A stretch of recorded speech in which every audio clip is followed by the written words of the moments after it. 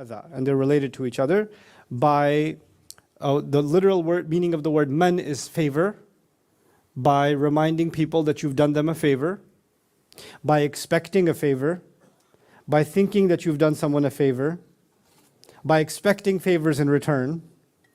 No strings attached, basically, right? No strings attached, and there's not going to be any commentary from you afterwards to remind. So sometimes people give somebody, you give somebody something, or they give you something, and all of a sudden you notice they keep asking you for different kinds of help. All of a sudden, hey, can you help me? There's a little work needs to be done in my garden. Can you come help with that? Hey, what are you doing? Can you, there's a picture I'm trying to put up on the wall, but I need some help. Can you come over? My friend has a flat tire. Can you go to his house and he just gave you he just let you, gave you $1,000 or let you borrow some money or gave you some help, and all of a sudden you became their personal assistant. And they're calling you for everything, every favor. All of a sudden you're like, what's going on here? And you thought it was a favor, but now they're starting to act like they own you. Right? And then, so you feel bad saying no. You don't say, hey, I can't, right now I'm busy, I'm taking care of my mother, or I'm with my child, they're at the doctor's office. You say, okay, yes, of course. And you keep doing it. And then the moment you stop doing it, you say, hey, excuse me, hey, so I know you need my help. I'd love to help, but actually I'm not able to right now because I'm busy, and I'm going to be busy this entire week. I'm really sorry. And the guy in front says, oh yeah, people nowadays, you do so much for them and they don't, and they just forget so quickly, Subhanallah. No, it's okay, I'll find somebody else. That little comment, that's called man.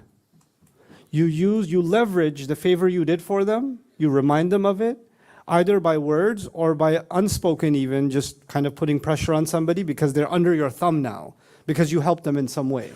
Allah says, if you gave, and then that giving came with a certain kind of expectation, right?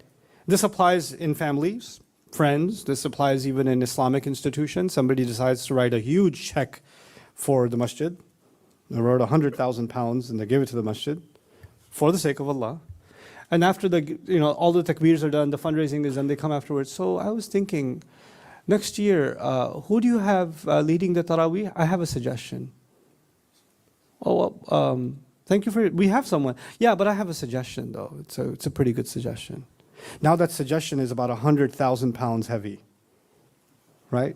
Because you gave that, but now it came with a bit of you're expecting some influence. You're using that favor to leverage. That's man. And then easily that steps into al-adha. Al-adha could be an extension of man, it could be an independent thing also. Al-adha is to cause pain. Don't ruin your charities by saying anything or doing anything that causes pain. What is pain? You could tell somebody else, this person needed my help, I helped them. Or even if you don't even say it against them, you say, mashallah, he's a good brother, yeah, I helped him last year. Why you got to tell people that?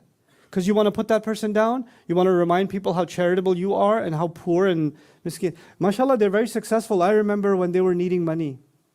They're doing pretty good now, but I remember this time when they were not doing so good. And they used to stay in my basement. I used to give them a room in my basement. They used to stay right there, yeah. This right, that's where they went, yeah.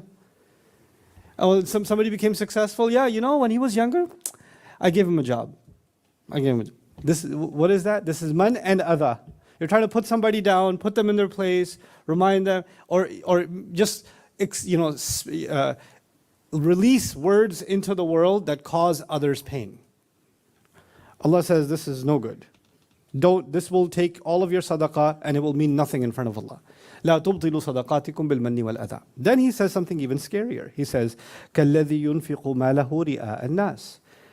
Just like the person who spends his money to show off to people.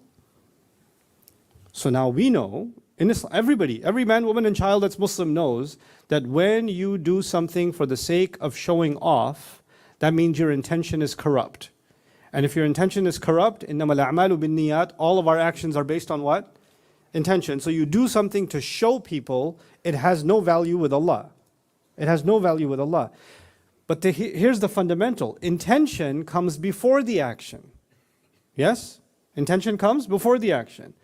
But reminding people that you've done them a favor and using hurtful words and putting pressure later on or leveraging your favor, that doesn't come before the action, it comes after the action. Now Allah has given us two things that are equal to Allah, equally problematic. One of them is if your intention was bad to begin with, you just wanted to give to show off to people, then it means nothing to Allah. And even if your intention was good and you gave, but afterwards you started using these kinds of words, or imposing this kind of favor, then even if you messed it up afterwards, either you can start from 0 and it stays 0, or you got it to 100 and you multiplied it by 0 afterwards. And these are equally bad to Allah. كَالَّذِي يُنْفِقُ مَالَهُ رِئَاءَ النَّاسِ is like a taswiya baynahuma. It's making them equal. They're the same. So it's as if Allah is saying, even if your intention was good, this behavior is just as bad as the corrupt intention. In